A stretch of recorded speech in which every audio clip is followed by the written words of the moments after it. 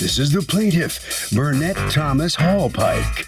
She says the defendant, her sister-in-law, borrowed money from her well over a year ago, hasn't paid her back, and family or not, she's suing for the $517.30 she's owed.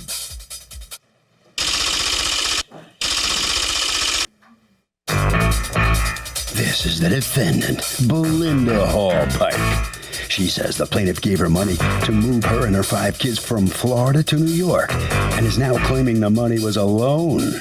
It was even the plaintiff's idea for her to move to New York. In fact, she practically insisted on it. Owe her money for a gift? Come on, sis.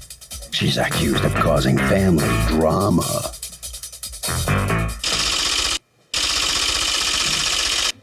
All parties, please raise your right hands.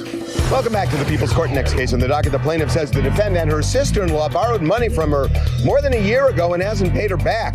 But the defendant says it was a gift, and the plaintiff insisted on it.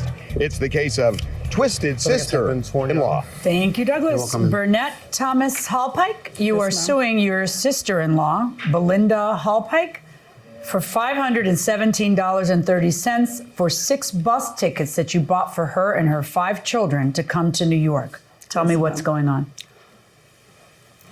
I knew her from Antigua where I worked, and she got pregnant for one of our officers, and She got what? pregnant for one of our officers, Trinidad. I'm a Trinidadian. And they sent him back, and I was very concerned that she was pregnant and whatever, and I decided was to help her. And since that time, we drew close. And that was how many years ago? Because I know it was 5 children ago. So I think the 15 now, 15 going on 16. 15 or 16. I ended up staying for them. So we stayed close. When I went back to Trinidad, she ended up being there, and I met her once. And when I came to America, I came here in 2006. I was trying to get onto her, and I think by 2007 or 8, I got onto her. You got onto her? Yes, well, we connected. Okay. And she was in Philadelphia, married. I was in Brooklyn. So the relationship went well, but she left and went to Florida after herself and her husband broke up. And she was going through some difficulties there, but she was in an apartment. And I told her, I said, well, why don't you come back to New York? Okay, well, when did you marry her brother? While she was in New York still. Okay, and so what year was that? 2010. 2010, you married her brother. Do you live with her brother? No, not right now, because I'm in New York studying. Okay, so go on.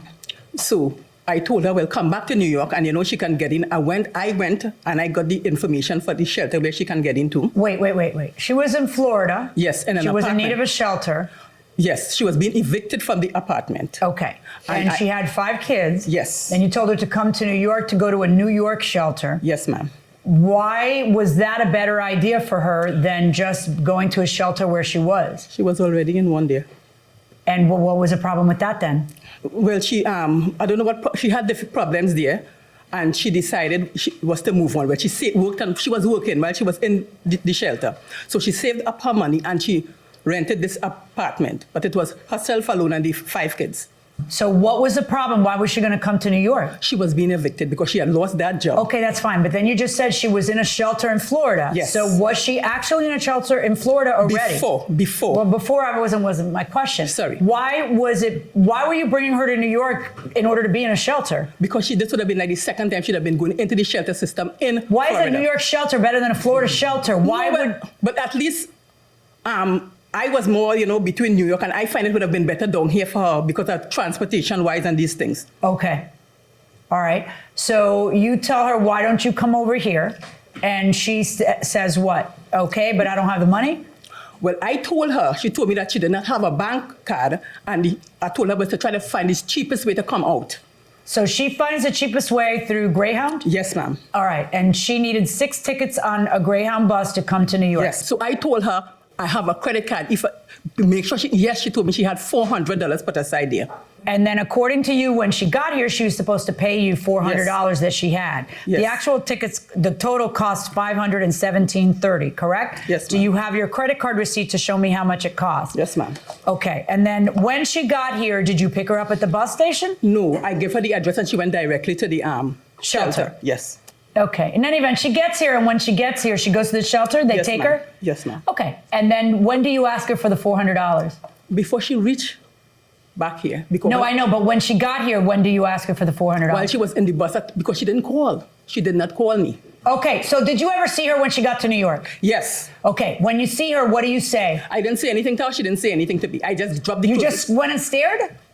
I went to the kids. I went to give the kids some clothing. And you were already mad at her, so you didn't talk to her. Yes, What I didn't say happened anything. here? Were you supposed to pay her back the $400? No. And so this is like your best friend? Yes. Yeah, not so much anymore. Did you tell her on the phone, I have $400 and I'll give it to you when I get there? No. I didn't Were you even ever tell her- supposed to pay for this? No, because she never asked me for any money. She offered to pay for the tickets. I went online and I found Greyhound had cheaper tickets. That's where I called her, and I told her I found cheaper tickets on Greyhound. She told me, okay, she's going to give me the credit card to book it. And she did that. I came here. She was supposed to come and meet me at the station, but she never showed up. So me and the 5 kids stayed there. Then the police said we can't stay there no more. So I didn't remember about the address. I didn't think I brought the address with me. Not much of a planner, are you? You didn't No. bring the address to the shelter that you were going to go Yeah. into. No, it's not funny. You have 5 humans that you're responsible for. It'd be funny if you were on your own. Then if it makes you happy, what do the rest of us care? But you have 5 children, 5, Yeah, who are 5 depending on you to children. act like a grown-up.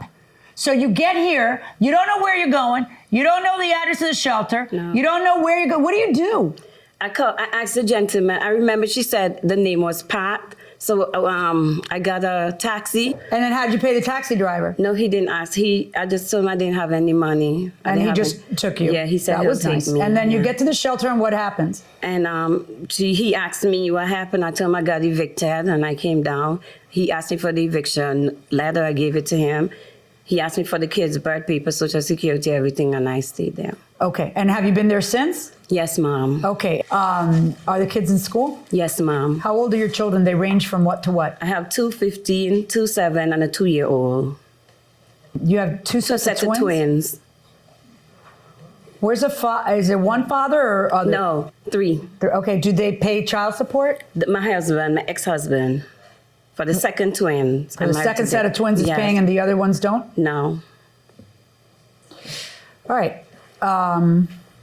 Why would she give you that gift and then go so crazy about the fact that you didn't pay her? So suppose you have a sister-in-law, okay? And the sister-in-law screws you over when it comes to money. Would you sue your sister-in-law?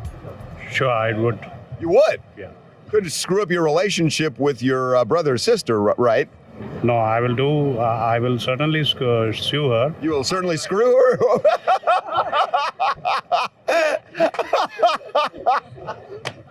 Oh my God.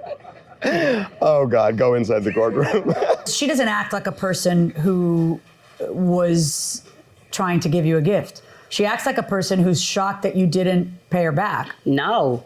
Yeah, but what happened to change it? If she's so generous, so happy you're coming that she wants to pay for it, what happened between that moment and the moment of your arrival that made her change her mind? I have no idea. Well, unless you tell me something that makes me I don't know. swallow When I it, came- then it sounds to me like a lie, like you're supposed to pay. Well, I'm not because in telling your a lie. answer to the complaint, what you said repeatedly is, I have to think of my children first. I have to think of my children first. My children come first. I couldn't pay her she wanted me to pay her the second I got here. I couldn't pay her the second I got here. That doesn't sound like a gift. That just sounds like you don't have the money. The thing about it, when I came here, when I moved into the shelter, she came, she called me.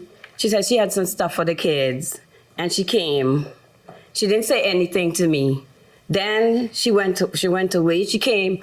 She called me again. I think it was the second time she called me. Then she said, I want to talk to you.